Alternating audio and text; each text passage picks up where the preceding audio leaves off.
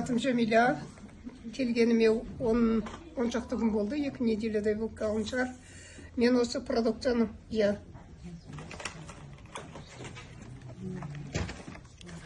екеуін алып ішіп жатырмын.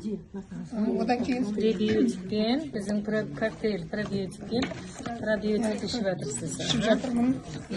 Таңертеңгісін тұрғанда, біреуін аламын да, кесіп, тілімнің астына салам.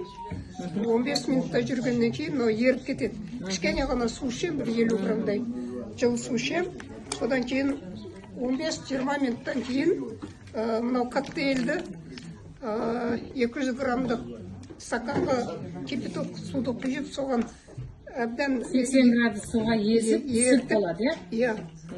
Сүт болады екен, соны ішем. Оның әсерін қалай білдім? Менде астма бар. 8 жылдан бері қарата астма бар.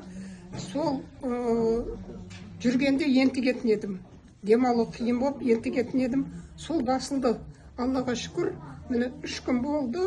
Өзім кішкене замечать етіп келе жатырмын. Емін-еркін жүретін болдым да.